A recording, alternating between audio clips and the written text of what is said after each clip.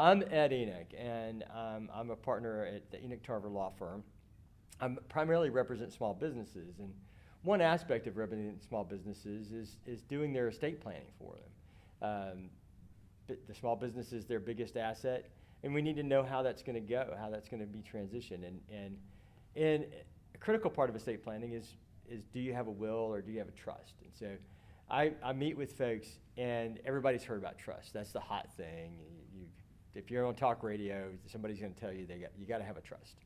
But nobody really knows what that is, right? So the kind of trust they're talking about is a revocable trust, and that means I create a trust, and I put all of my assets into this trust, and I change the name on everything, my house and my savings accounts and everything, and investment accounts. So the trust owns those assets instead of me. Now, when I die, well, the trust doesn't die. A new trustee comes in and takes over and does whatever I've said to do with my assets. Might be to leave them in trust, might be to disperse them out to my children, whatever.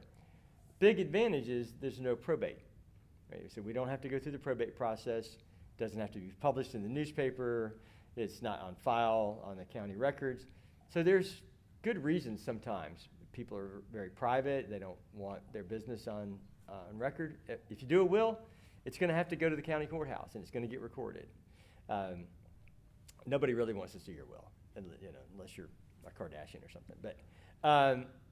But people worry about that. So that's a trust in a nutshell, and it's really a will substitute, because the will is just all about dictating how your assets are going to transfer instead of letting the state do it.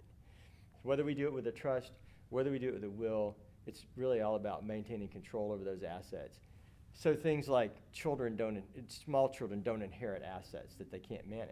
If they're under 18 years old and all of a sudden they own part of your real estate, they can't do anything with it. We've got to go through a whole process of getting somebody appointed to deal with them. So if you have assets, you have children, you're married, you need one of these vehicles. And it's not just small business owners, it's everybody. Everybody needs a plan because the government has a plan for your assets, and it's probably not what you want.